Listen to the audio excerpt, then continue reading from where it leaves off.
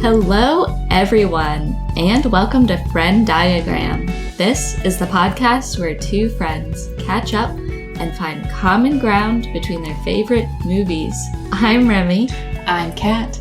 And today we are doing our Barbenheimer update. Warning, spoilers ahead. I definitely said the intro wrong. Do you want me to do it again? Today we're only talking about movies, so that's fine. I know, that's what threw me.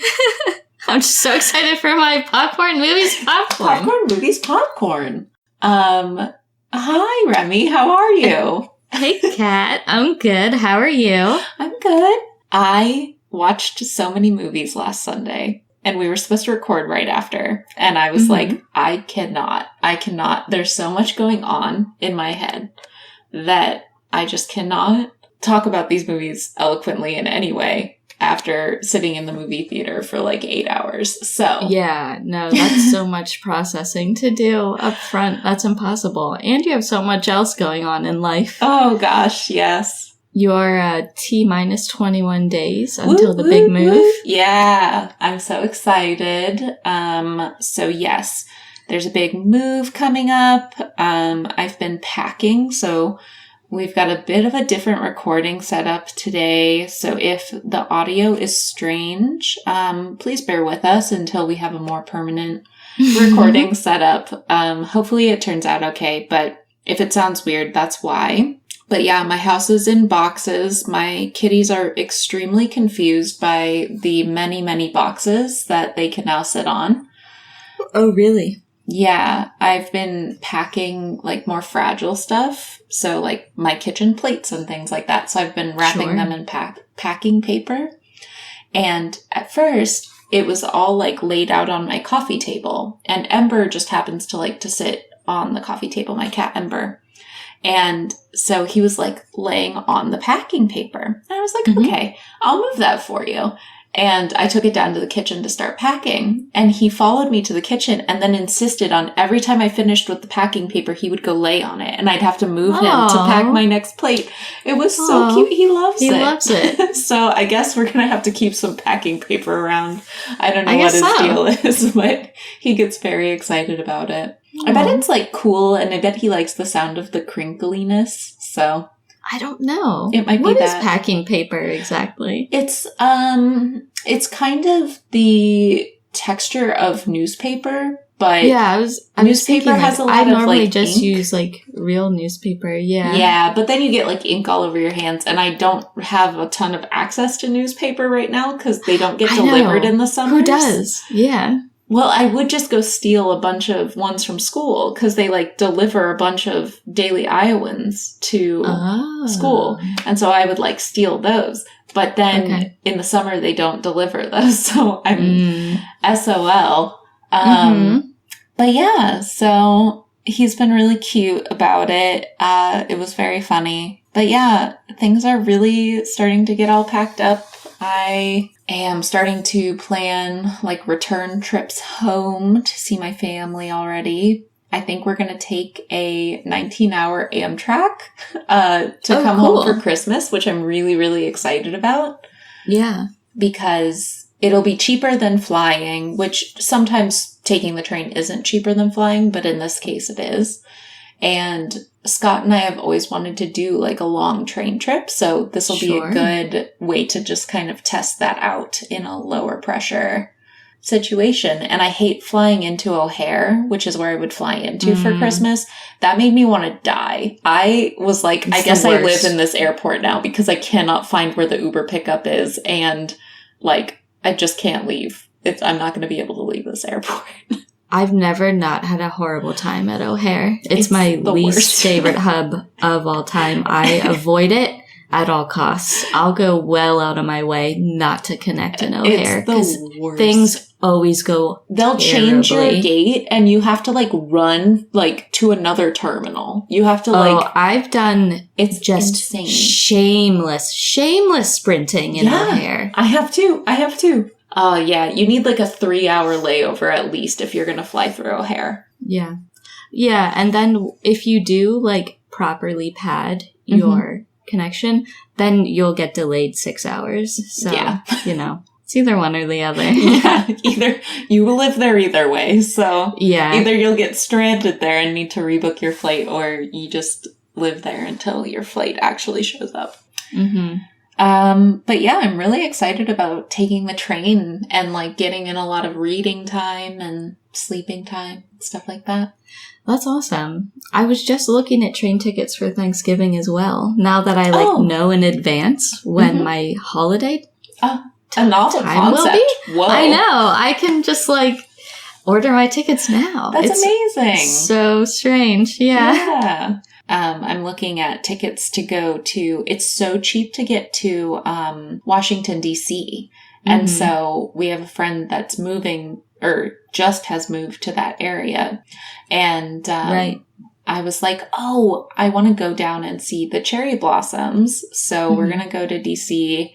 in March at some point and probably meet up with our friend that just moved there. So I'm really excited about that. And it's like a $15 train one-way ticket to get all the way to DC, which is like a 4-hour train ride. It's insane. It's amazing. The train rules, dude. It's amazing. I'm so excited because then I don't have to do any city driving. I hate city driving. It makes me...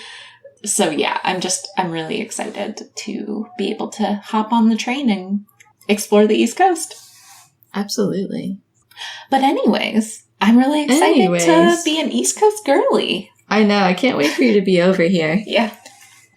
So soon. So soon. Yeah. Every time I leave the movie theater now and I walk past all the restaurants, I'm like, can't wait to go there with Kat. Can't wait to go there with Kat. Yes. Excited to explore, visit all of the spots in Central Park that I haven't been to.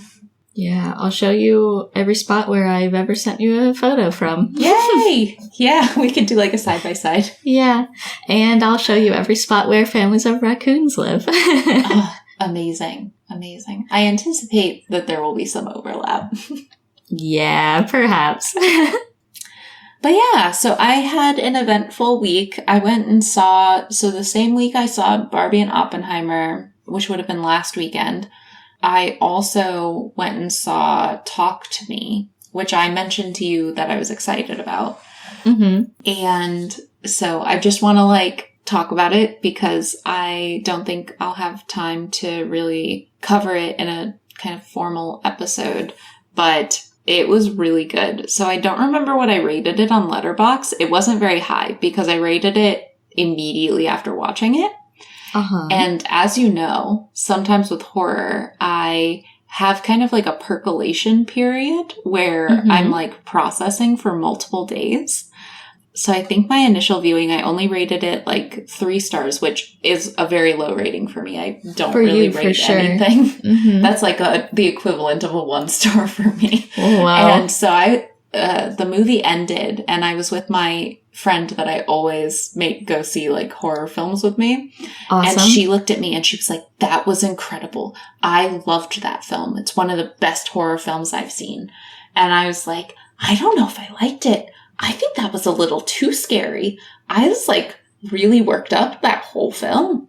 And I found it like not enjoyable to watch. And then I had this experience where I just could not stop thinking about that movie. It was exactly like when I watched Midsommar and I was like, I hate that film.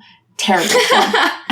And You're so fucking crazy. I wanted to immediately watch it again. Like the next weekend, I watched Midsommar again and I was like, this is actually a really great film. Yeah, dude. And I think I'm having that experience with Talk to Me because the more I think about it and the different thoughts I have about it, the more I like it. So if you haven't heard of Talk to Me, it's a film by an Australian director duo. I think they're brothers and their last name is Philippou, I want to say. Yeah. I might be saying that wrong. But it came out this year and it's about a group of teenagers, they're high schoolers, that are playing with a haunted object. It's a like haunted artifact that when you hold this, it's like an embalmed medium's hand and it allows you to speak to spirits. And so they say, talk to me. and then they'll see a spirit, and then they'll say, I let you in, and then the spirit's allowed to possess them for a specific amount of time. And the main rule of the film is that they only have 90 seconds to be possessed before the spirit will want to stay. And obviously that can go haywire if you don't stop in 90 seconds. And so I thought that was like a really interesting concept. And I thought it was really original because there's kind of an addictive aspect to this like possession. Like it feels really good, so they want to do it again and again and again. Mm-hmm. And it becomes like kind of a social media sensation where like everyone's taking videos on their phones and posting it to social media apps. And so it's kind of like spreading, and people want to like seek out these parties where it's happening. So I just thought that was like a really creative concept, and I think that they really carried that out very well. And like I said, I thought it was too scary when I was watching it. It was very graphic. So if you're sensitive to things I have heard that. Blood and the sounds were very like graphic as well. Lots of Foley work. Yeah. The mixing was great. I thought that the sound effects were like very sharp and crisp in a way that horror movies tend to not have. I find that like the sound effects were very effective. There's a scene where the main character like slaps herself in the face, and it made me jump because just the sound of the slap was so loud, and I was so worked up that it was almost like a jump scare. And I mean, like, there were points at this film where I was so scared I felt nauseous. And the best, like, equivalent for that feeling I've ever had was, like, the car scene in Hereditary. So if you know, you know. And if you're sensitive to that scene, it might not be for you, but it was intense. And the makeup was fantastic. Like, the prosthetics that they were using on people, just fucking wild. Amazing. Amazing work. These Australians are not fucking around. If you can see it in a theater, I thought it was really cool. If you liked, I mean, it's really, really scary, but if you like that kind of thing, it could be for you. And definitely let it percolate. But now my rating, I don't remember what I rated it, but I would rate it a 4.5, and I want to see it again when it comes to streaming. So. Wow. Yeah. Very highly rate that film. I want to talk about how someone vomited in your screening. It was not because they were scared. Like I said, I was nauseous. I really want to make it about the movie. I mean, I wish it was about the movie. It would be way less annoying. But these children, it was children? It wasn't children, but I don't think they were old enough to be seeing this film. I don't know how they got into the theater. They seemed like high schoolers. Weird.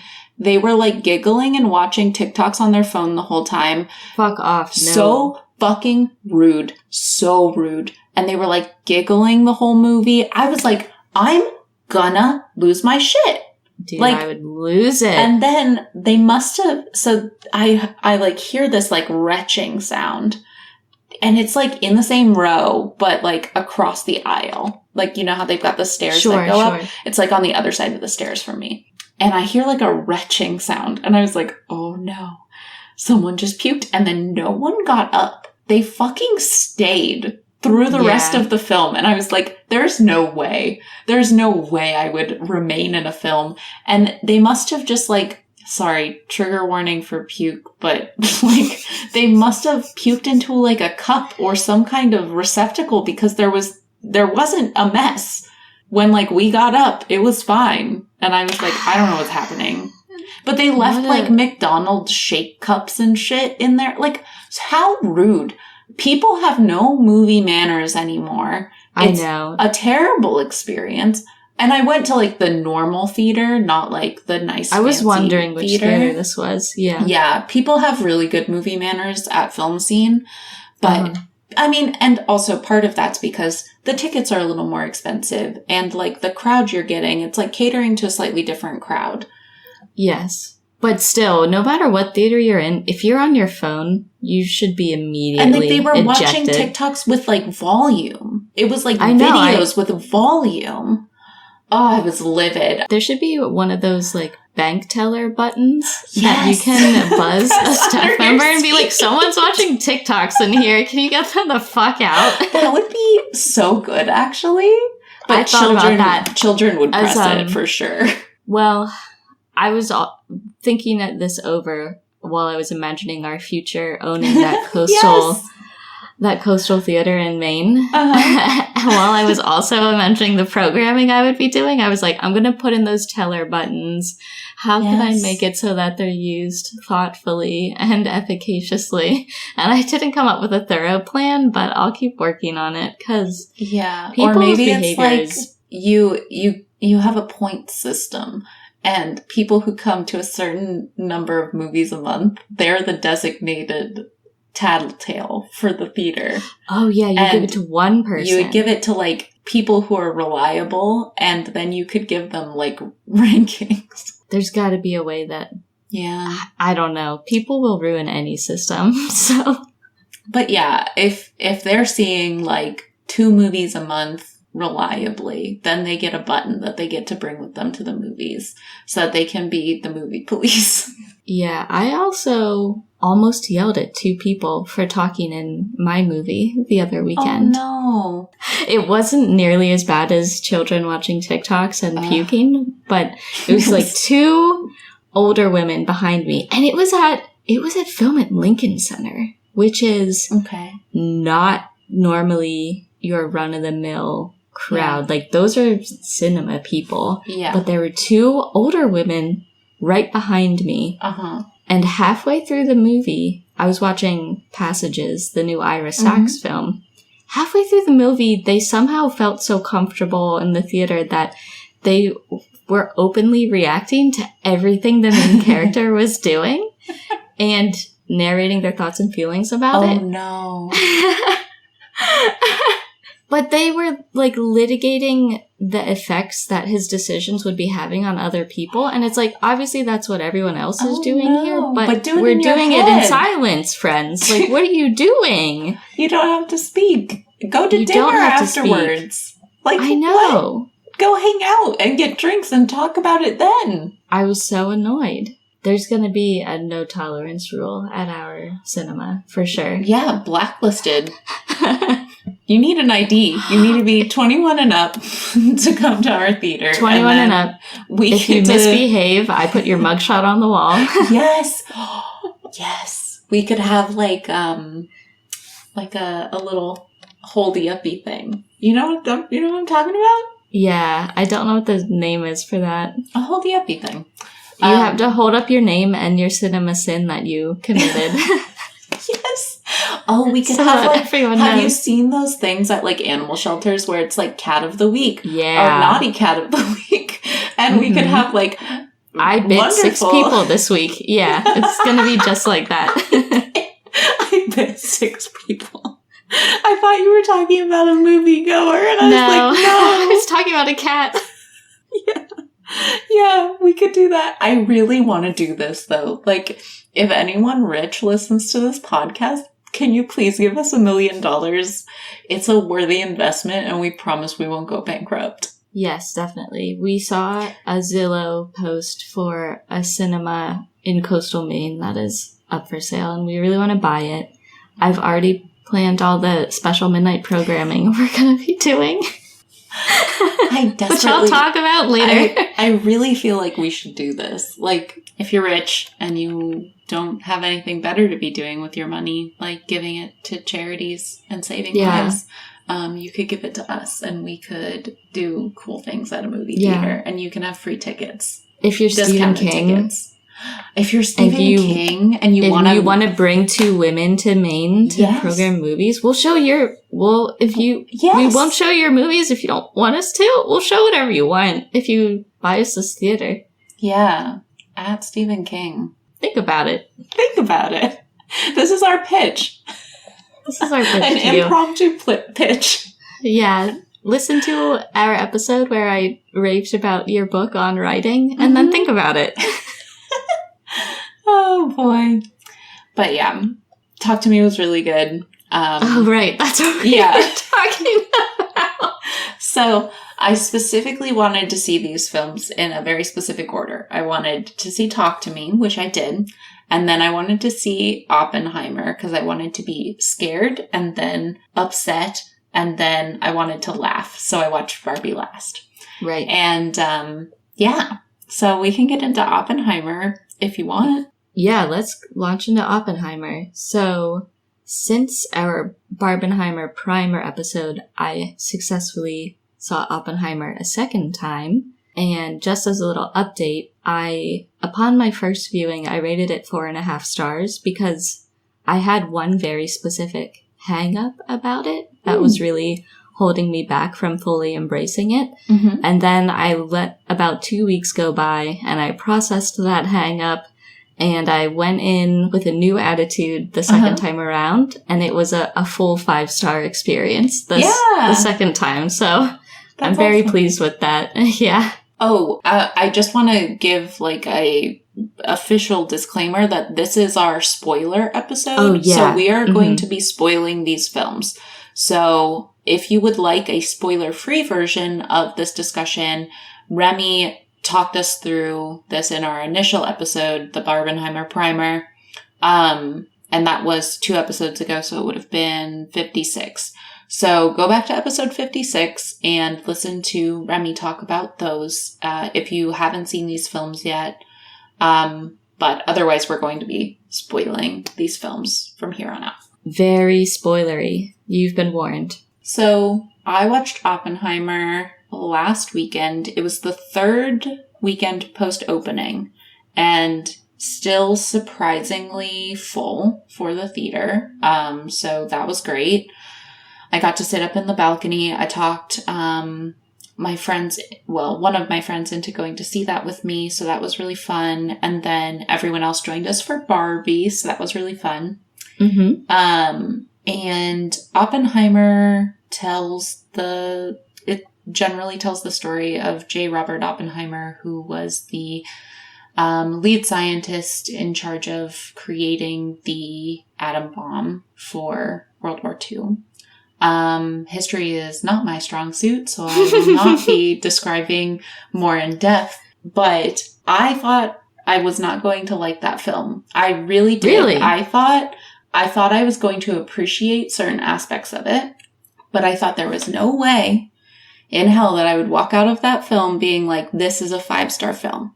Because of it being a biopic about a scientist and stuff, or why? Because it's a biopic about history and about war and about politics. And so just those 3 things, I tend to not like those things. Mm-hmm. But the whole movie, I was just thinking like, wow, this is amazing. I'm really enjoying this. And I expected it to be a lot more like emotionally intense for me. And I also don't like those types of movies because they tend to be just like, I don't know, kind of more stressful. And I didn't really find this film stressful. Like, it was about intense things, but I thought it was paced perfectly. I found that like I wasn't becoming like overwhelmed at any point, and I was just really able to like sit back and enjoy it. So I was really impressed. And I guess it doesn't come as that much of a surprise because I did really enjoy Dunkirk. And so Christopher Nolan now, after 2 films, he has a track record of creating movies about history that I really like. So that was really cool. It's kind of, like you mentioned in our last episode, describing a parallel plot line of Oppenheimer, like, going through this process of creating the bomb and then being discredited later on due to his previous associations with the Communist Party and things like that. And it's also telling the story of, I'm blanking on Robert Downey Jr.'s Strauss, yes. Who is he's like being accepted into the president's cabinet, like down the line. And that was amazing. You love the RDJ part. I did. Why? So, I started the film, and I was like, that guy looks really familiar. Because I didn't know. I never look at the IMDb beforehand. I just, like, That's go in fair. blind. I fly blind. I was that's I good. wonder. I like that. I, like, knew that Robert Downey Jr. was going to be in the film, but when I first saw Straws, I was like, that guy looks super familiar. Completely unrecognizable to me for Really? 40% of the film, probably. And then it, like, dawned on me about midway through the film, and I was like, that's Robert Downey Jr. And I just thought he did such a good job. I found amazing him so compelling. I found that the writing of that character just, like, and his motivations so compelling. I mean, he ran away with that film. He's so good. I can't give enough praise to the performance done by Robert Downey Jr. in that film. He's really good. He's back. Oh my God. That's, like, the best Robert Downey Jr. performance I think I've ever seen. Me too. Absolutely. I think he has to be nominated for Best Supporting Actor. He must. It was amazing. Incredible. Amazing. I feel so many things. I felt, and his character was, like, pivotal for my emotional moments. And I think that's why, yes, I think, because, okay, I have lots of thoughts, but I think that I found his character so just emotionally engaging. I think that the way, I guess it's, like, the way it's edited, or, like, the way the storytelling is happening, where you're getting certain amounts of information at different times. There is one specific moment in the film where, and it's also got Rami Malek in that scene. And it's, like, the most satisfying moment. And I think that that's, like, what really made his whole character stick in my mind, is, like, you see Oppenheimer kind of be set up for this, like, major downfall by who you later find out is Strauss. Yeah, the larger context is that there's two main story streams to the film. The central one, where we're watching J. Robert Oppenheimer develop the atomic program for the United States and carry out the Trinity test. That's the central timeline. And then there's another timeline about 5-ish years later, and that's the Strauss-dominated timeline that appears in black and white. And that timeline is when we're completely switching POV from Oppenheimer to Strauss as the central POV character in that black and white timeline, as he's waiting to be, God, what is the word for when you're accepted onto the cabinet? Confirmed, yeah. Yeah. He's waiting to be confirmed to join Eisenhower's cabinet.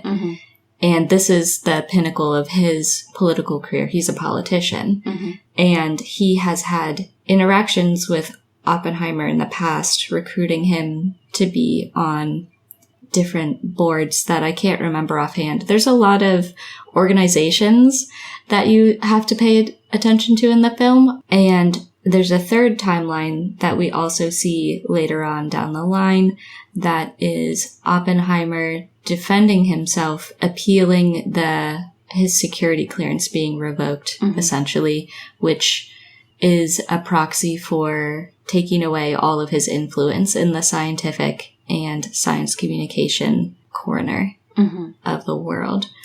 And the really interesting part about the Strauss timeline is that when we're watching his confirmation hearings, we think he is a friend to Oppenheimer at first, but then there's a turn, and we find out all along it was Strauss who was the one that got Oppenheimer's security clearance revoked. And now there was a fallout from that, and we're seeing how that fallout is impacting his confirmation for the cabinet. Yes. Thank you. I never could have explained that so well. So, yes, knowing all of that, there's this moment right at that turn where we're watching that third plot line playing out, where we're seeing the very end of Oppenheimer's like security clearance being revoked. And he says this line, he says, "Is anybody ever going to tell the truth about this?" And then it does like a cut and you see Rami Malek get, I don't know, he's like gonna talk. He's like, it's not a court, but he's like on the stand and he's giving testimony. He's called in to testify, exactly. Straws.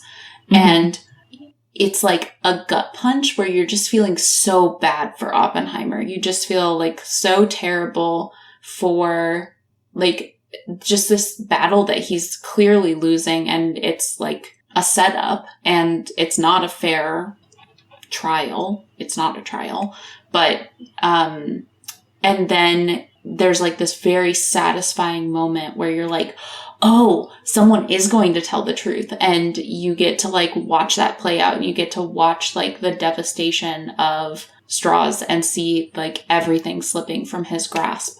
And that moment was a perfect moment for me and will stick with me for a very long time as like some of the best performances, I think. So, yeah, Rami Malek, he was amazing. And I also think his particular speech at the end is one of the keys to unlocking some of the deeper meanings of this film. Yeah. And I also thought that was a really high point of the movie as well. So good. Yeah, the performances in this film are really incredible. Like you said last week or 2 weeks ago, it's like an absolutely star-studded cast because you've got Robert Downey Jr., you've got Rami Malek, you've got Emily Blunt, who was absolutely stellar. I love her like rage and anger. I've never seen her do a part like that. And I just really enjoyed her. Florence Pugh was amazing. I wish we could have had more of her as always, but like it was a smaller part, but so good. And then we had Cillian Murphy, who was just amazing. And I've seen him in so many things, and never before have I experienced sexual attraction to that man. But suddenly, when he plays a tortured scientist, I'm like, yes, this time, this man is incredible. I'm so here for this. So I was like, I don't know what that says about me, but I think Oppenheimer has the belt right now. Whoa. Holy shit. A shocker. It shocked me. Absolutely. I was like, am I attracted to Oppenheimer? What's happening right now? Whoa. We had such different experiences at this film. Yeah, very good. I also really liked the guy who plays his colleague at the college where he's teaching. I don't know who plays that guy. I don't remember that guy's name. Maybe? He plays the physical physicist, the practical physicist. What do you call that? Man, I cannot think of words today. Applied physics? Yeah. Yeah. He was really cool. I liked Benny Safdie. Everyone fucking knocked it out of the park. Yep. Yeah. The tension was really good. I loved, like, there's a specific moment that I keep thinking about with Kitty and Benny Safdie's character, where he tries to shake her hand and she refuses to shake his hand. And I'm like, this is a great moment. Like, and he knows exactly why. And I think that that's fantastic. But I just love the nuanced performances that we're getting from people because they don't have to use any words to really get their emotions across in certain scenes. And I really liked that. I liked the aids for Strauss. Me too. They were fun, and they were that one guy was real cool. I was like, oh, you're a good guy. I like you. But yeah, I really liked it. It was long, but it didn't feel like a 3-hour movie to me. I was like fully engaged the whole time. I didn't reach that plateau that I usually reach in Nolan's films where I'm like, well, I've used all of my like emotional energy to get to this point and now I just don't feel anything. I usually reach that point in a Nolan film where I'm like 3/4 of the way through, and then I'm like, yeah, I'm ready for this to be done. If that makes sense. Maybe it doesn't, not to but you, I believe you. But I do. Like, I if a movie is longer than like 2.5 hours, I usually reach a point where I'm like, I'm kind of over it. Interesting.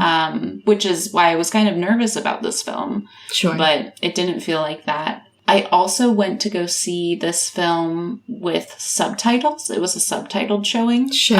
And that really helped me follow, like, all of the different names and... Yeah, there's a lot of names. It was very, very helpful for me. Because I was kind of like, oh, I don't know if I'm going to like this. But it was very helpful for me. Those are my kind of, like, disjointed thoughts about this film, but I thought it was really good and I was really excited about it, and I would definitely go see it again. I think if I had watched it a second time before doing this update, I would have more solid thoughts on it, but yeah, these are kind of just like gut responses to the film. And right. It's a lot to process on the first pass. Absolutely. Yeah. And that's why I definitely wanted to see it a second time before talking about it in depth, and I'm really glad I did. It sounds like we had very different experiences, which is not surprising since you and I always have opposite interpretations of things frequently. Even when we both enjoy it, it's always for different reasons, it seems. And so, yeah, there's a lot of things you said that are interesting to me, especially like having sympathy for Oppenheimer in the third act. I have no sympathy for her. Yeah. But yeah, I don't know. That's sort of part of my original hang up when I went to see it the first time. I had a lot of expectations and biases entering the film because I was conceptualizing it as a biopic about a person who did one of the worst things in the history of humanity. Yeah. And that gave me a certain expectation that there would be some amount of reckoning with his actions. And while there is some processing of it, and certainly the final note of the film, the final scene, definitely lends itself to regret and coming to terms with the horrible nature of what happened with the atomic program and everything thereafter. To me, when you're entering the film with the mindset that I'm going to watch the origins of one of the worst things that's ever happened, and at the end, the final note is, oh no, was this maybe bad? It feels unsatisfying. Yeah. Do you know what I mean? I do. I do. I know what you mean. I did like the way that they handled it, though, personally. Right. And I fully acknowledge that's, like, my own bias, and that is what's... Bringing those expectations is what soured it for me on the first run. Yeah. So when I entered the second viewing, I knew full well what the scope of that commentary would be, and to not expect an actual reckoning. And so then when I could set that aside and be like, well, they're not really going to get into that. They're going to focus on this period of time when he's just beginning to realize what he's unleashed on all humans. Yeah. Then I could more adequately set my expectations and reckon with what is actually in the film. And when you limit the scope to what is portrayed, it does a great job. And I love the way it's handled.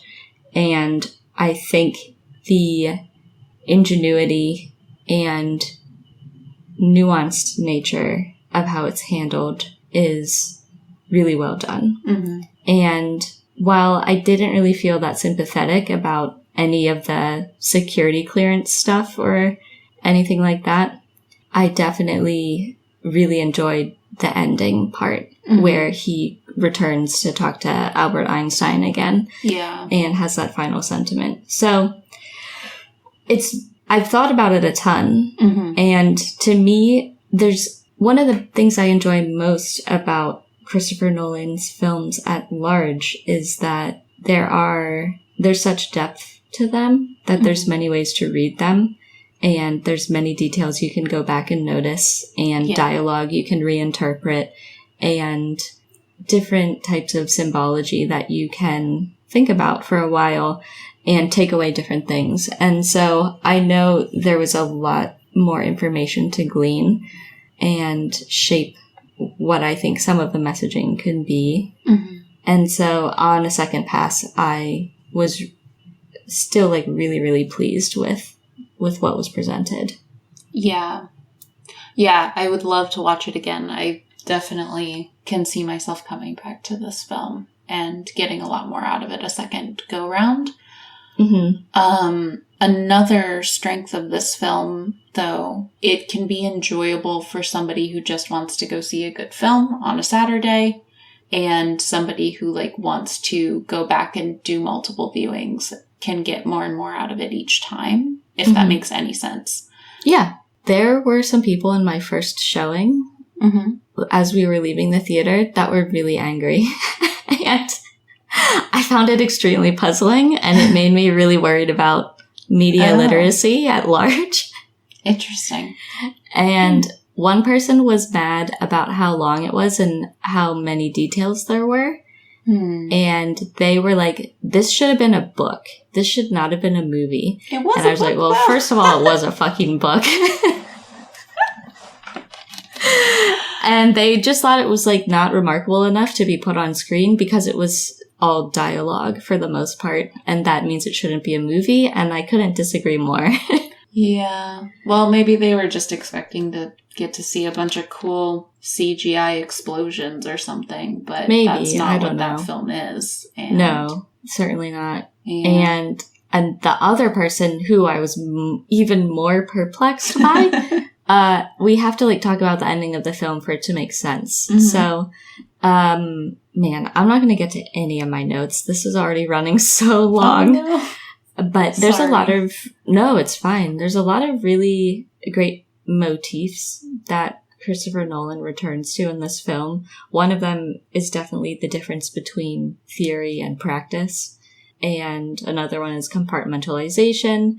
And there's one really big, to me, obvious metaphor that he pulls through, which is the atmospheric ignition question, which is something that gets brought up early on in the film, where the scientists are debating whether detonating this device will light the entire atmosphere on fire because of a chain reaction that never stops.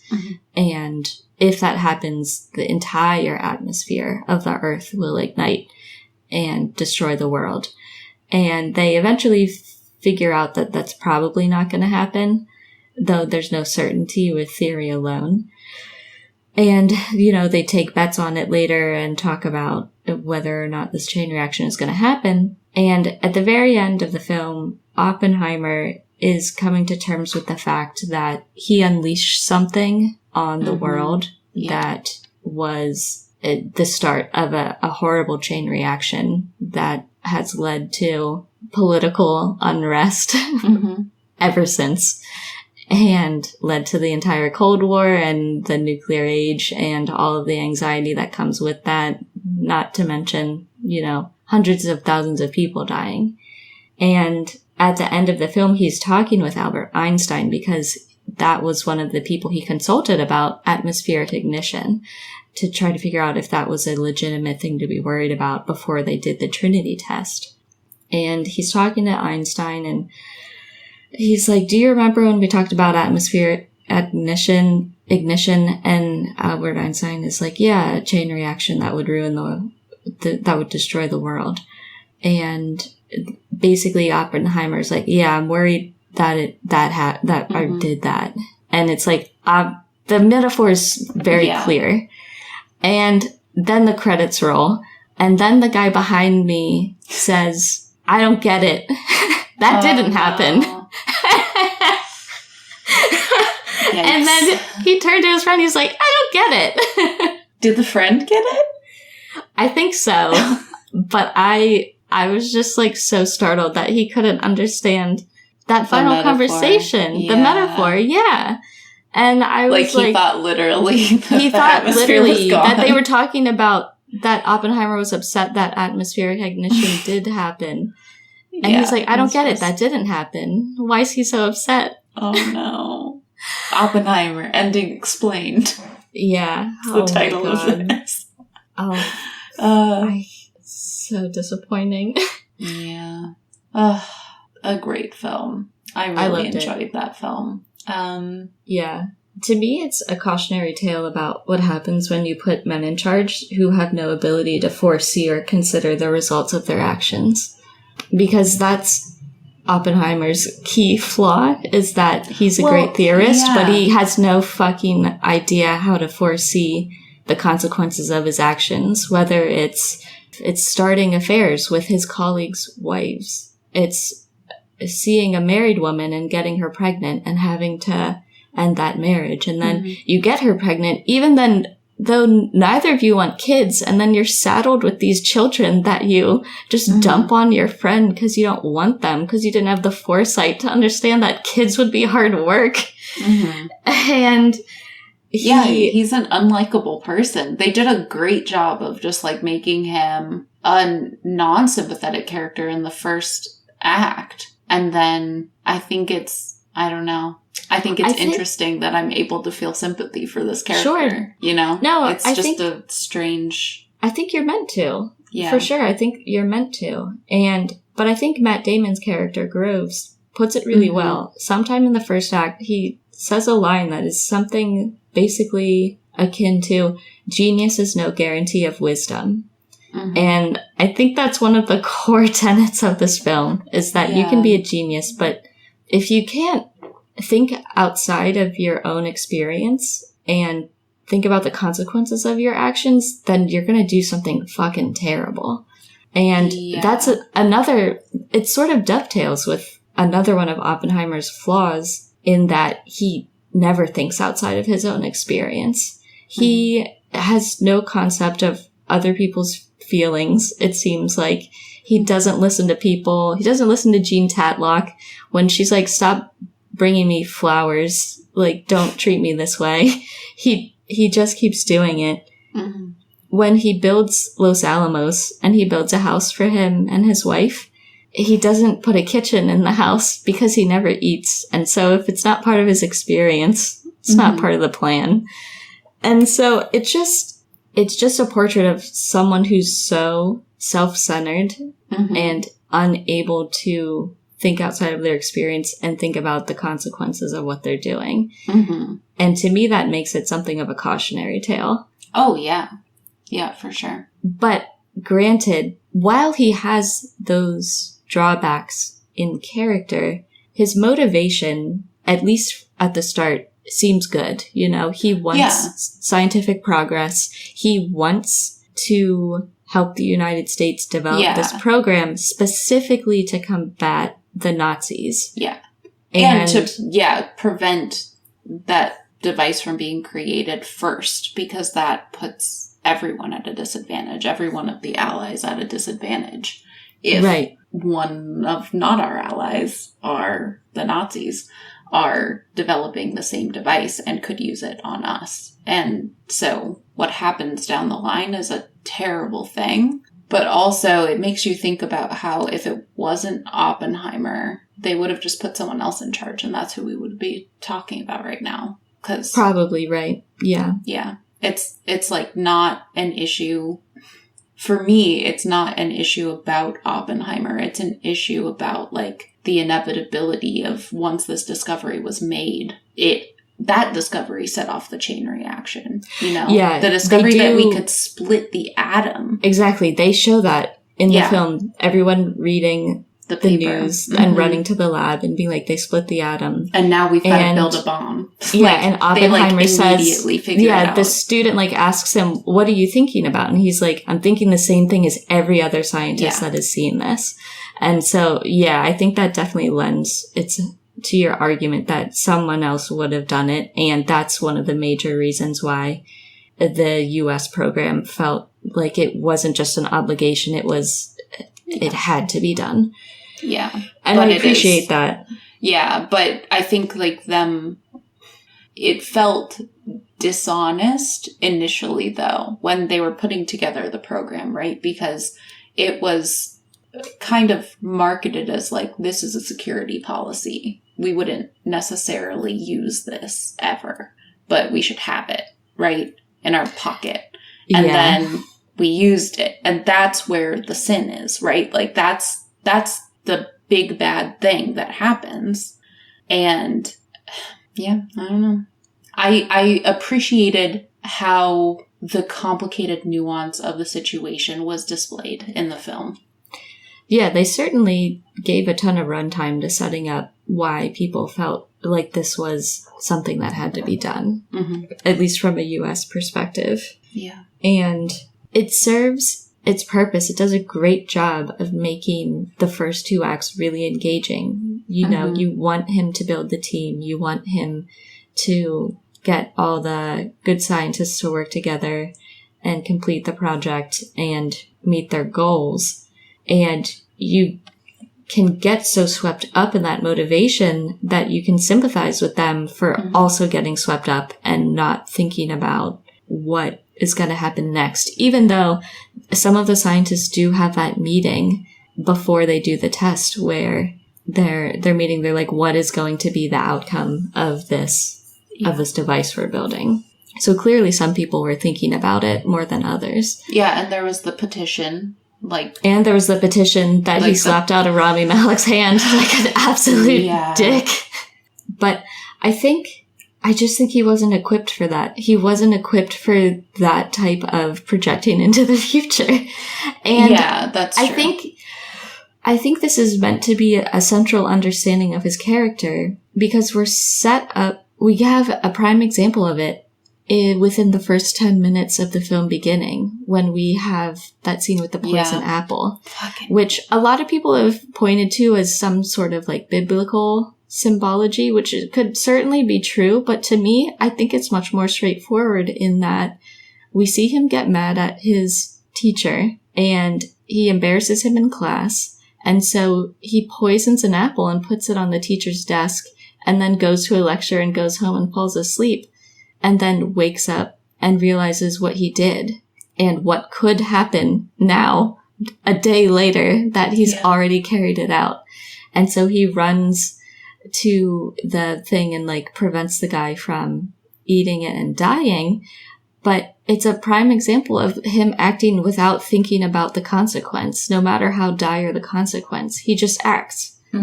And it's funny because when he talks about that incident later, someone asks him, like, oh, did you hate that guy? And he's like, no, I liked him a lot. And it just underscores the fact that he didn't think. He just did it. Yeah. And so to me, that's what the Apple thing sets up. He has no foresight, but his motivations are normally fine. And one thing that I thought about for a long, long time, this entire time, basically since I watched it, I thought the fact that there's three basic timelines, the Trinity test and the lead up to it, the appeal for the security clearance, quote unquote, trial, and the straws timeline. And the first two made total sense. The first two made sense because they're vehicles of insight into Oppenheimer's life. Like we're seeing his big achievement and then we're seeing his entire life deconstructed. He has to account for his entire life in that appeal. And that's a perfect vehicle for a biopic. But why the straws timeline? Why this politician that no one talks about anymore, who had little to no interaction with Oppenheimer, why does he get an entire third of the movie? I was like, I mean, obviously we find out he was later involved in that in the security hearing where his clearance was revoked, but we could have watched that entire hearing and not known about straws at all. You know what I mean? He wasn't necessary to understanding the security clearance being revoked. And yet he has an entire third of the film. And while I think his third is great, I think it all works together wonderfully. It's cross-cut and synthesized to perfection. It just really bothered me that I didn't have like a straightforward answer of why straws. And there could be, I'm sure Chris Nolan has a specific reason, but one reason that I think you could justify focusing on Strauss in particular, because you could tell Oppenheimer's story so easily without him, is that he's a foil to Oppenheimer. Oppenheimer's this guy, he's got good motivations. He thinks he's doing the right thing. He thinks he's doing the patriotic thing and the right thing for science, but he has no foresight about anything that he's doing. And then you have Strauss, who is the complete opposite. He has excellent foresight. He's a great politician because he's constantly thinking 10 steps ahead. He's 10 steps ahead of everyone he's in the room with at all times. Foresight is his strength, but his motivations are so small and so petty that they are his complete and self-centered. They're both so self-centered. Yeah. The whole Einstein thing. Yeah. Yeah. Maybe it was about something more important. Line. That guy is so good. That's Alden Ehrenreich. He did crush it. I loved him in this. Fucking incredible. Yeah. But do you get what I'm saying? Like, you have two self-centered guys that represent science and politics. The scientist has huge, vast, grand motivations for good things, but no foresight. The politician has all the foresight you could ever want. He's playing 4D chess all day long, but his motivations are so small and so petty and so insignificant that they're complete opposites, and it's like a perfect conflict. And Rami Malek's testimony at the hearing, I think, is a perfect demonstration of that, because Rami Malek gets treated like shit by Oppenheimer multiple times throughout this film. He's a huge dick to him. And that's like equal motivation for what RDJ has like a problem with Oppenheimer for. Like, he was slighted by him publicly once and now has this vendetta against him. And Rami Malek was slighted in the same way by Oppenheimer. And yet, when he's giving his testimony, he tells the truth completely objectively. And I think the difference is that he's a scientist. And so he can set those petty grievances aside and he can just tell the truth. And I think that's like part of Christopher Nolan's high regard for scientists, is why Rami Malek is the opposite of Strauss in that situation. And Strauss and Oppenheimer are foils for each other. Do you see what I'm saying? I love that theory. Yeah, because I totally see what you're saying about it not necessarily making sense. It's like not obvious why you would give so much time to Strauss on the face of it, unless I'm missing something. So my instinct for why Strauss is because if you're trying to set Oppenheimer up to be a sympathetic character, there needs to be an enemy that's not just Oppenheimer's choices, and it needs to be less nebulous, right? Yeah, but it could have been Jason Clarke, the prosecutor. Like, he could have been a great enemy, you know? But it's so much more satisfying for it to be. Like, I don't know. But is it satisfying because we can identify Strauss's petty motivations? Possibly, yes. But we don't get to see karmic justice for the prosecutor. We don't get to see Oppenheimer win in that scenario, right? Yeah. But we do get to see Oppenheimer win when someone tells the truth. Yes. And like, that's exactly why it's set up that way. And because we get to see the enemy be vanquished, in a sense, like we get to see one last success, even though it doesn't directly benefit Oppenheimer, we do get to see someone tell the truth, and we do get to see like justice for this character that we've set up as a sympathetic character. And I think that that's why Strauss, in my mind. That makes total sense from a story structure. Yeah. I think that the foil makes him a perfect enemy, a perfect, like, not enemy, but just like opponent. Yes. Thank you. But I think in terms of the story structure, that's the only way that you get the emotions that Christopher Nolan was trying to wrench out of us. as a person who was very emotionally engaged in that specific plot line. Mm-hmm. Did you have any other performances you wanted to talk about? Or any other moments, like, whatsoever? There's just so many moments. I have one more character that I actually wanted to talk about. Yes, please. Because in my second watch, David Krumholtz's character really stood out to me. He played Isidore, the guy that gives him oranges from a napkin. Every scene that David Krumholtz was in, I found incredibly emotional. Oh. I loved his character. I loved the way he conveyed his point of view to Oppenheimer, especially when they disagreed. And I found his performance and his dialogue and his delivery extremely emotionally impactful. And he did an amazing job. Yeah. And so I would say in the first watch, he kind of gets buried a bit because there's so many people with great stuff going on. But in the second watch, the emotion of his character and the everything he's conveying really came through. And I really enjoyed it. I wish I could remember what he says to Oppenheimer when Oppenheimer's like, yeah, and you're going to come work here and you're going to live here and you're going to be on this project. That scene in particular was my favorite. And then he says something. I can't remember because I've only seen it once, but he says, like, I'm not going to do that. And Oppenheimer says, like, but we need you. And I can't remember that. That scene sticks out to me very emotionally, but I can't remember exactly what was said, and I wish I had a better representation of that. But I remember that being, like, when I knew that character was, like, really, really good. Yeah, same. That's my favorite moment of his. And I don't remember what they said verbatim, but the sentiment and the emotional valence is what really stuck with me. I can't wait to see that again. Because he has deep sympathy for Oppenheimer. He's a true friend to him, but he also deeply disagrees with what he's doing and refuses to participate. And he also tells him to take off that fucking uniform, which I love.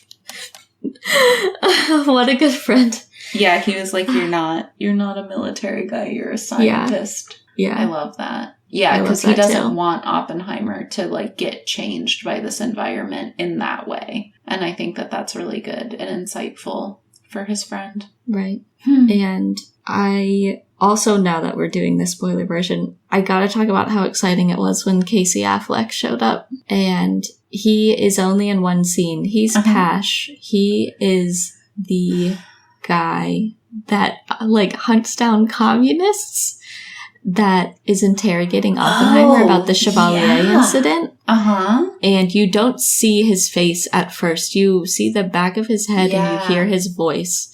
And Will was instantly able to identify him from voice alone. And I was sitting there, I was like, I know that voice. I know him. Who is that? I know him.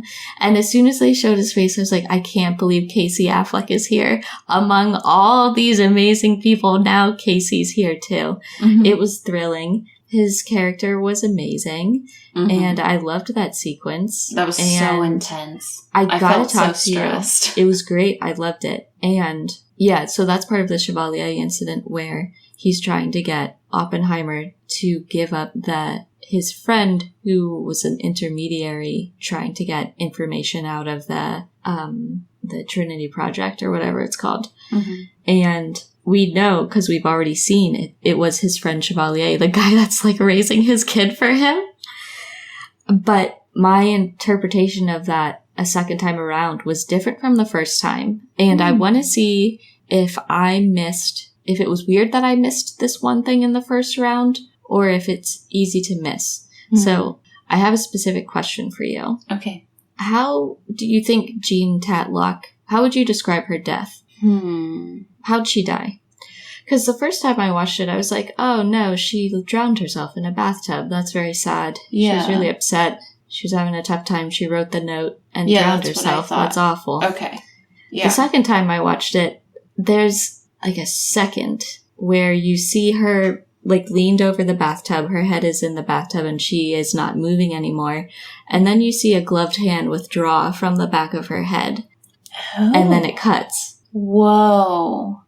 And over top of that, you have a voiceover that is describing the, like, coroner's report in that something about how she didn't sign the note that she left, so we don't know who wrote it. And there's also a barbiturate or something in her system that would make it difficult to fight back. Like, that's not said, but the subtext is that there's a suspicious drug in her system.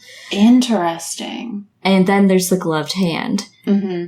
Yeah. And I didn't see the hand the first time. Yeah, I wasn't watching close enough. And so then I realized that sequence comes after Pash, Casey Affleck, becomes suspicious that Oppenheimer has a friend that is trying to leak secrets to the Communist Party. That's interesting. And then that happens, and everyone knows in his file is his connection to Jean Tatlock. Yeah.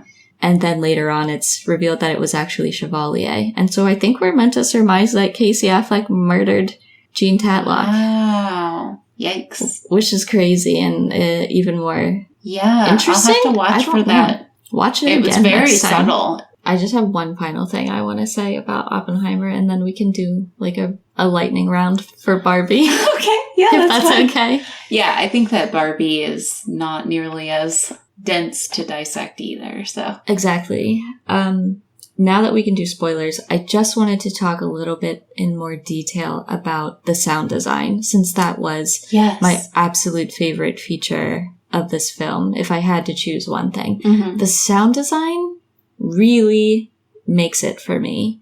Even from the opening image, which is that quote about Prometheus bringing fire to humans. I don't remember how it goes exactly, but it's about Prometheus. And there's flame imagery and all of that while the text is coming up on screen. Mm-hmm. And underneath that, you have that sound that comes back later that is people stomping their feet on the bleachers. Yeah. And it's that rhythmic stomping. Uh-huh. And with no context whatsoever, to me, it sounds like a train that's like gaining momentum to pull out of a station. Like, you know how the wheels turn around and it's like a rhythmic sound. Mm-hmm. At first, it sounds like you're getting on a train that is picking up speed and you're not going to get off this train. And so you have to buckle up and get ready, and then you're launched into the film. Uh-huh. And I think it is amazing sound design to put that at the very opening. And then when it is returned to later, during Oppenheimer's big victory speech in the gymnasium. Mm-hmm. I love everything about the sound editing in that, because it is claustrophobic and panic-inducing, or at least that stomping sound in particular, on top of everything else in the sound mix, makes my heart beat so fast. It is almost panic-inducing. And I think it is so excellently designed to have you experience the same type of panic that Oppenheimer is experiencing as he's realizing the horrible consequences of what he's contributed to, as he's seeing like the visuals of that play out in front of him, and the screams and the stomping and all of that, I think is phenomenal. That was one of my favorite parts of the film, because it was so, I don't even know how to describe it. It was just visceral. And same thing for when he's in the security hearing and they do the lighting effect, where Jason Clarke is really laying into him. Mm-hmm. And he's basically shutting down because he can't defend himself. And it is so intense. Mm-hmm. And then the lights absolutely max out. That's incredible. I loved that. Yeah, it's funny. A lot of the imagery reminded me of... Sorry, my cats are going crazy in the background. If you can hear them, I'm sure you can. It reminds me of imagery from Sunshine. Like, it was like they saw Cillian Murphy in that, and they were like, yeah, this is Oppenheimer Big B. And then, like, just with, like, the overexposure in that moment, too. Like, obviously, like, the bomb visuals and things like that reminded me of Sunshine, but the overexposure also reminded me of Sunshine. Right. And I was like, oh, yeah. Very inspired. I like that. Right. But aside from that the use of that stomping motif. My favorite sound design decision was during the Trinity test when they detonate. It's just quiet. And it's fucking silent. Yeah. And you can hear people's clothes rustling as they move around to turn and look. And you can hear people breathing. Mm-hmm. But otherwise, it is a startling silence for an extended period. And it makes it such a breathless experience as you're taking things in, but also bracing for the sound wave. And that was such a good decision. I fucking loved it. And I love all the thought that went into this film. And I can't wait to watch it many more times and think about it a lot more and process all of this even more. Because even just 2 times is not enough. Yeah, I'm glad that you mentioned that because I'd forgotten that you'd brought that up before. And I was paying attention to it when I was watching it because you mentioned how the sound design is really helping you understand what's going on in Oppenheimer's head at critical moments too. Like it's helping to convey like an emotional state. And I really wasn't sure what you meant by that. But when I was in the film, I was like, that makes total sense. It was just really, really well done. Yeah. Well, that's good stuff. What a film. What a film. So good. Where would you rank it in your Nolan rankings if you had to?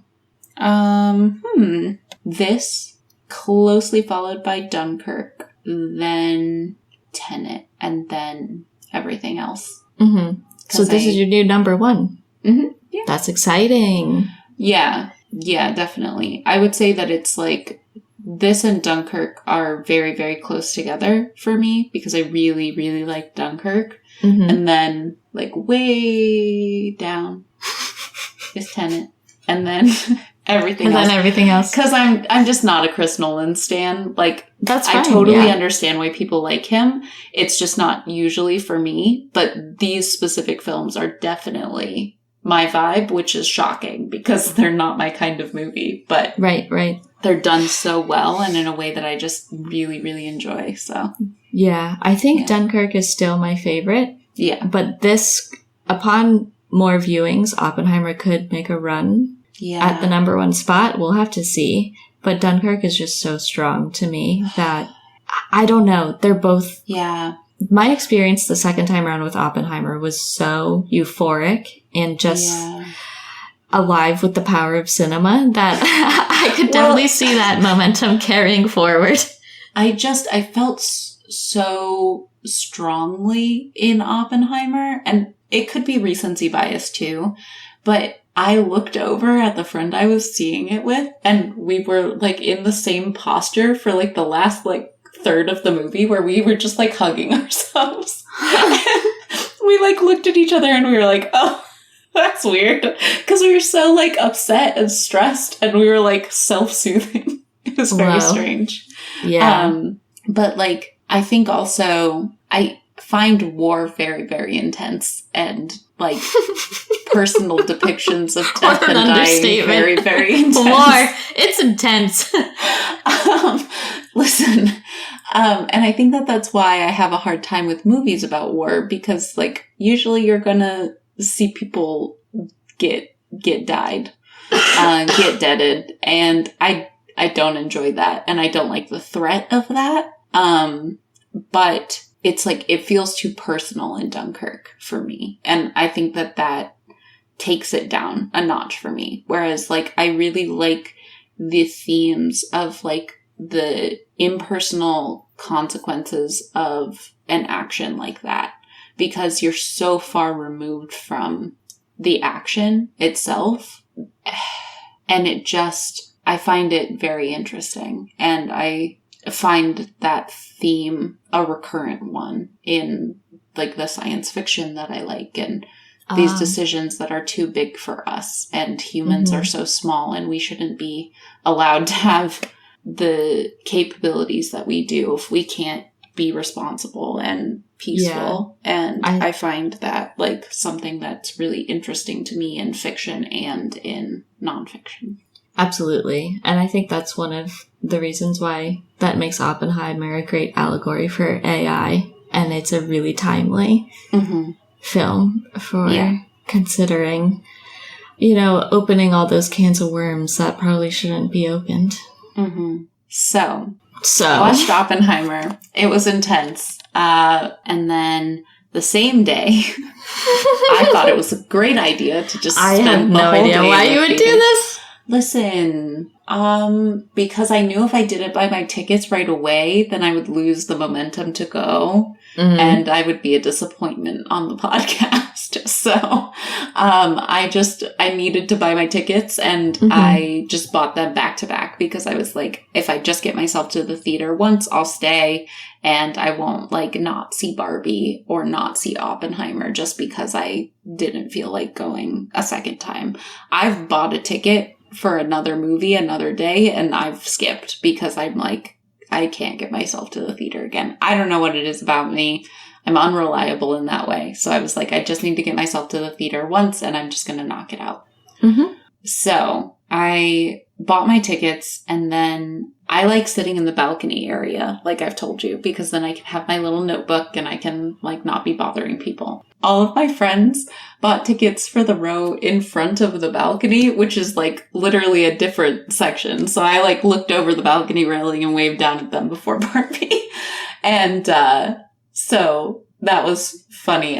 It was like a sold out show too. So everyone in the balcony was like, hi, I'm a stranger. And I was like, hi, we're going to be friends now. So that was fun. The theater had a special cocktail for Barbie. And they had one for Oppenheimer, but I saw Oppenheimer at 11 in the morning, so I was not going to get the Manhattan Project. I know. I was cocktail. Like, I saw that was what they chose. I was like, good on them. I'm so glad. But I did get the Malibu Barbie for my 3 p.m. showing of Barbie. So nice. I still got a nice cocktail. It was delicious. It was so fun. So that was great. It was sold out, which is shocking because like they even had a sign. I saw a sign sitting behind the ticket counter that they would put out because the Barbie showings were getting too full. And so they would just like put the sign out so that people would stop walking up and trying to buy tickets for Barbie. Yeah. All 4 of my showings, so both Barbie, both Oppenheimer, all completely sold out. Barbie 4 times. No, sorry. I mean like that's a shocker. My 4 collective Barbenheimer. In this economy? In this economy? No, that would be a little bit much. But that would be like $50 of Barbie tickets, if not more. Yeah, so it was sold out 3 weekends in. I was shocked. And it was a Sunday. It was a Sunday matinee. I was shocked. But it was such a fun experience. I've never seen a movie theater that packed, except for when we went to go see Parasite, but that was opening weekend. And, I was thrilled. It was so fun. Again, I've only seen this film once, so I am mostly going to give like my gut reactions to it. Barbie's very straightforward. I really enjoyed it. I only am giving it 4 stars for now because I think that it's just because I was kind of movied out by the time I actually watched Barbie. So it didn't have the same like emotional impact on me that I think it had for a lot of people. But I enjoyed it so much. I really liked Ryan Gosling. Of course, he's like the fucking star of the show. How does he do it? He had me cackling. How does he do it? I loved it. The school library, like when he goes to the school library, that's incredible. And that woman asks him the time. Amazing. Yes. I love when he says, I can't even beach here because he can't find a job that he can do. And it's so amazing. Cute. And then I love his stupid coat. It's so good. It's so good. It's so good.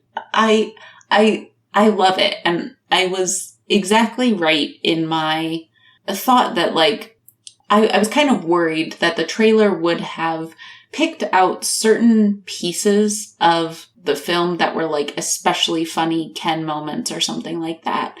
And I was like, well, I kind of had this impression that Ken was going to be this like caricature. And I really wanted that. I wanted that performance from Ryan Gosling all the way through. And I was kind of worried that maybe the trailer had misled me. It did not. He's a caricature and I loved it. I loved every second. He committed to the bit and he just did such a good job. Like at the beginning when he gets rejected by Barbie, like you're so sad for him and you're like, poor baby, he just wants to hang out. And when he's like, but every night's girls' night, it's like, poor guy. He just wants to hang out with his girlfriend and feel included. And so I liked him beginning, middle, and end. I thought he did such a good job. The film was not necessarily what I expected because from the trailer, I thought it was going to be mostly them in the real world, interacting with the real world. Mm-hmm. But I feel like most of the film was set in Barbie land. Yeah, I also had basically no idea what to expect based on the promotional materials. And I'm really glad that I had almost no expectations going in because I was really pleasantly surprised with everything.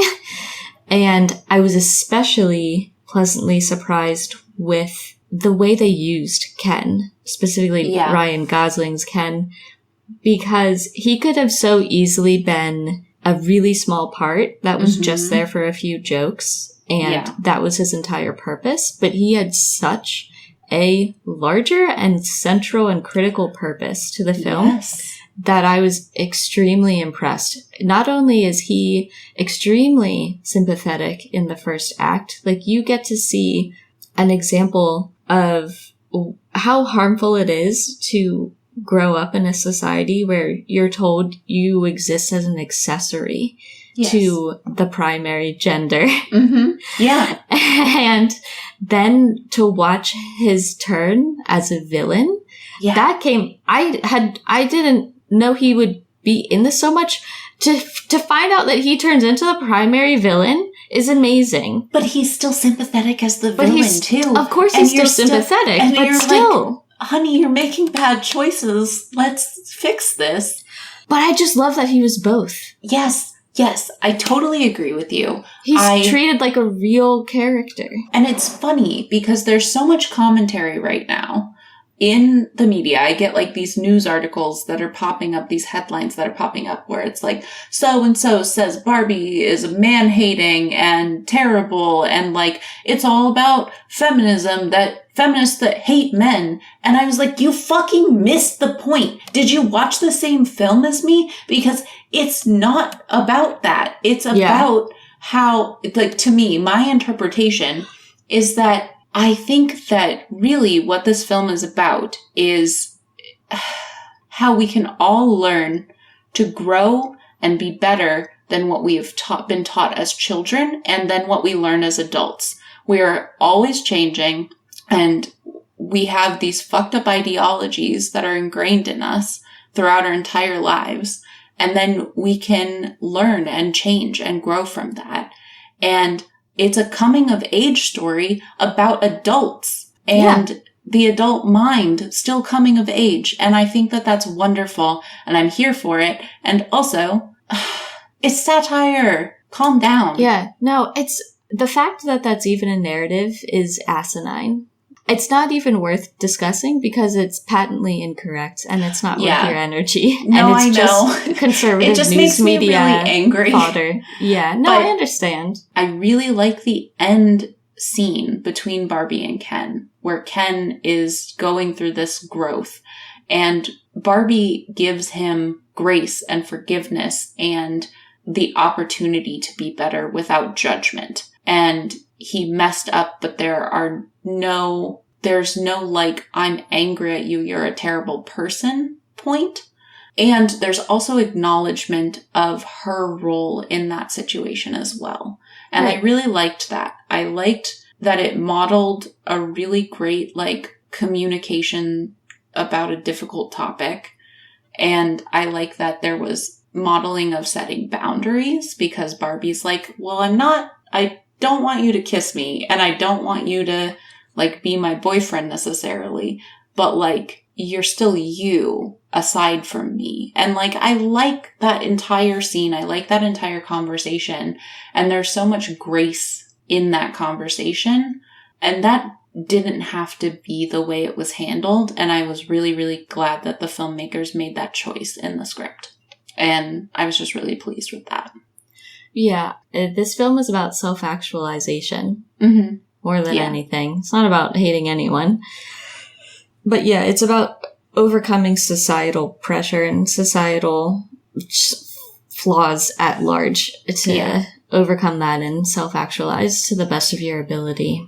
And the fact that it was not a film completely centered on women, and the fact that it was about self-actualizing for the dolls, for the humans, for men and women and everyone, and children and adults, I was just so impressed by the scope of who could take things away from this, or like the scope of who it incorporated into that larger narrative of improvement and self-actualization and getting past societal harm. And that's what really blew me away. The first time I saw it, I was like, I had no idea it was going to be this expansive in its philosophy. And I absolutely loved that.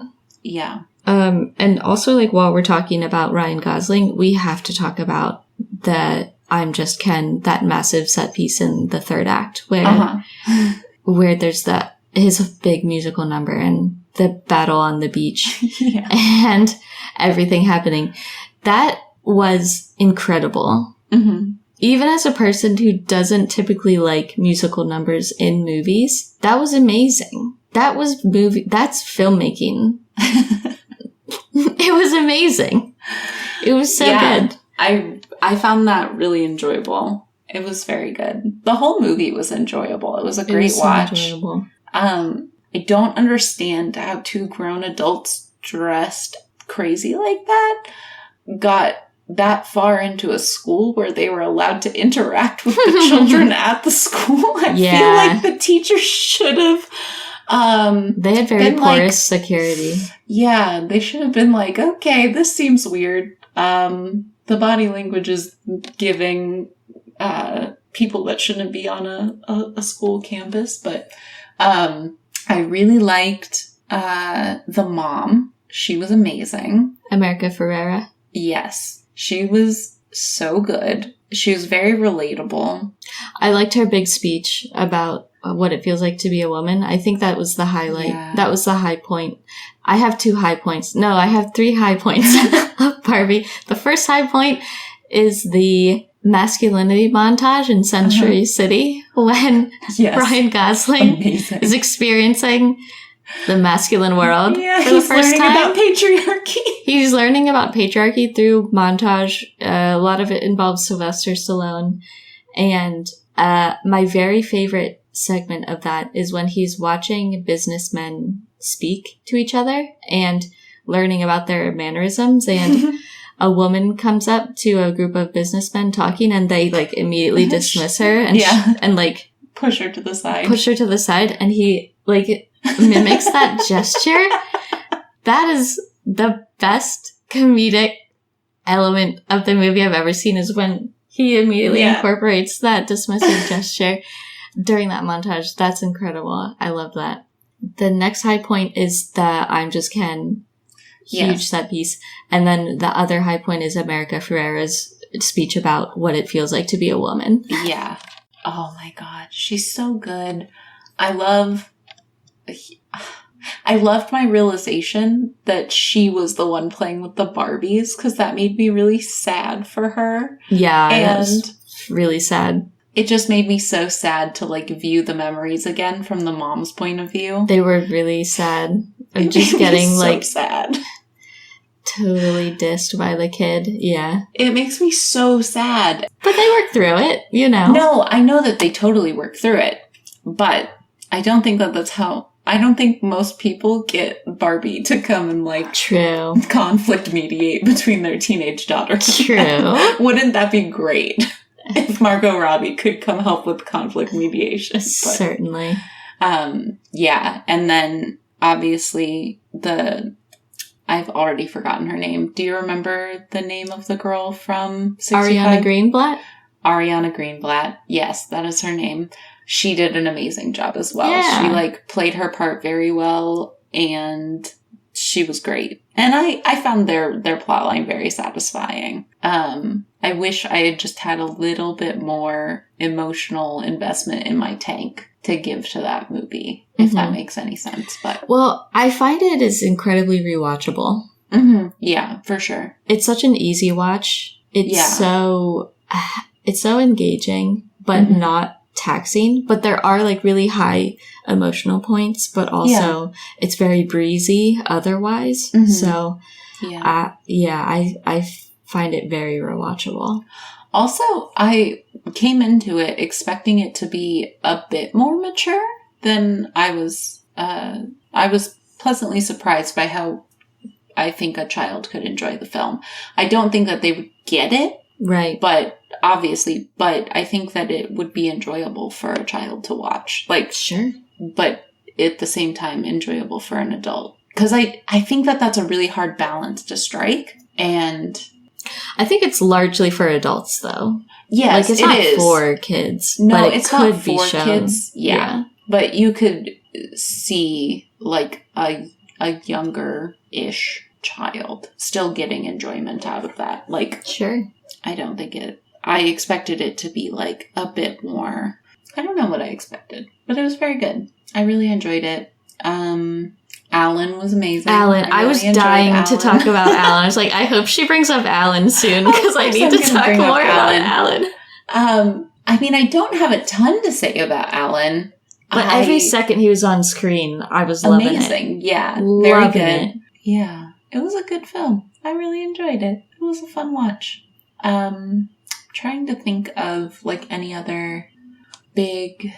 Oh my god, no. I remember my favorite moment. Tell me. The film is when the radio station changes and it says, and now we're going to play Ken's favorite song. And then it's the Matchbox 20 song, Push.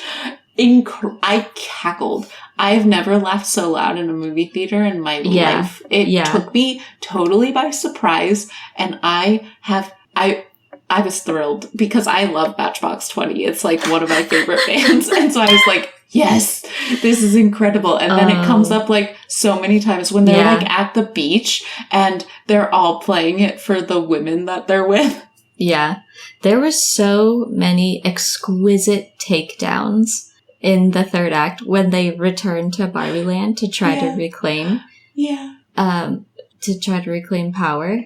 Mm-hmm. The sequence where they find the method for inoculating the Barbies against patriarchy by one, like, swapping them out and distracting the Ken and then filling in the Barbie and getting her inoculated. The methods by which they distract the Kens in that sequence are so exquisite that was also another high point. The one where she asks about how to use Photoshop, and then in one she asks about CDs. Kat, if I could tell you how many times I have wanted to kill myself in a conversation about CDs and just general financial planning, I want to shoot myself in the fucking head every time that's brought up. So that was a great one. And then the part where she asks for him to tell her about The Godfather, it's just all of it. Oh my God. All of it effective. Was so good. Effective. It was damning. Yes. It was so good. And just the entire, just all of that. All of the poking fun at pillars of masculinity was hilarious. And I just loved it. Yeah, I just really wish that there'd been like a sequence where there was like what are you guys playing? And like they're playing like Call of Duty or something. And she's like, will you show me how to do it? Because that's like such a pinnacle for me. That could have gone on video game guys. I loved it. For an entire half an hour. I could have watched the whole movie. Yeah. Exactly. I would have been thoroughly entertained the whole time. I want to know what ones they cut from that. Like, it could have gone on for so long. Amazing. Yeah. Yeah, it was so good. Kate McKinnon was amazing as Weird Barbie. Was really good. Her. She was built for that role. She crushed it. Yeah. And I really loved Barbie's final scene with Ruth in that weird ephemeral space. That was great. I loved that too. Yeah. Very touching. I liked it. I wasn't really sure what to expect, knowing that Mattel was like they gave the green light. They were like endorsing. Well, they also got a production credit. Like they were, they were involved, and so I wasn't sure what to expect in terms of like what the commentary on Mattel would be. But I liked that they like poked fun at themselves a little bit. I was really pleased with that. It was progress. It was good because I liked that they were like, oh, this is the Barbie that they made that was pregnant and then discontinued. And we don't talk about her. And this is Alan. And there was only one of him made. And he was Ken's best friend and they could wear all the same clothes. Yeah. And they had that whole discussion in the boardroom about how like we're a woman first company, but there's no women on the board. And he can think of like 2 women that ever had C-suite positions and stuff like that. Yeah. And then that guy, I can't remember his name offhand, but he's in sex education. He was really good. He's the guy that works at Mattel that wears the sweater vest. Oh, yeah. That like comes in and tells them about the Barbie, right? Yes, exactly. He's awesome. Connor Swindles. Yeah. Okay. He's great. I loved his role too. And I love that part when they're in the boardroom and they're trying to argue that there's women that work at Mattel, but they can only think of 2. And he pipes up and he's like, I'm a man with no power. Does that make me a woman? Yes. Yeah. I really like that line. Holy shit. That got a lot of laughs in my theater. A lot of laughs. He did a great job. I loved him. And it had a lot of good stuff and a lot of good commentary. And I will say one criticism that I can understand being levied at the film is that the feminist commentary is kind of to the extent that you would cover in maybe like the first 2 lectures of a Gender Studies 101 course. It's not super in-depth or super nuanced. It's introductory, but that is still 2 more lectures worth than basically every other movie has. Yeah. So I think it's a start and it's better than nothing. And I don't think that should be a reason to hold you back from seeing the movie, but I understand that criticism. Yeah.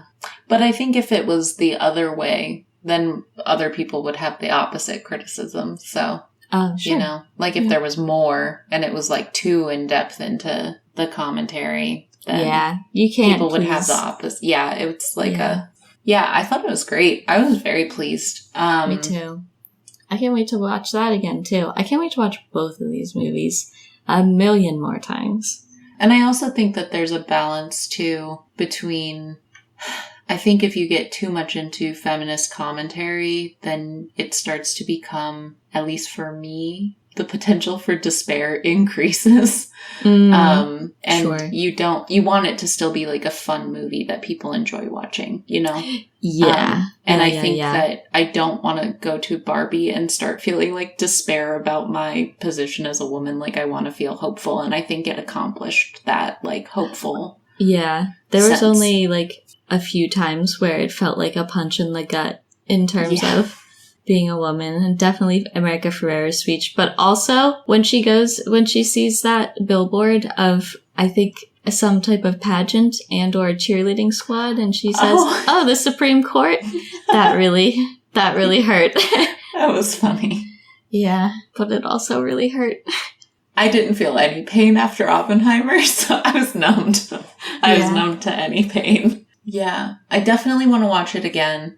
I absolutely agree with what you said in our last episode, though, that a really cool person to see it with would be your really cool mom. Because I think that that's absolutely true. This is a great film to see with your mom. And then you can apologize for being mean to her. I know. Yeah. it's very sympathetic for moms. But yeah, definitely something that I'll be keeping in my back pocket for next Mother's Day. Top 5 moms. I know. That's exactly the thought I had. I was like, oh, here's a mom. That's interesting. Yeah. Katie Oppenheimer is not going to make that list. Ooh, but no. Damn. No way, man. She is America not going to make is. that list.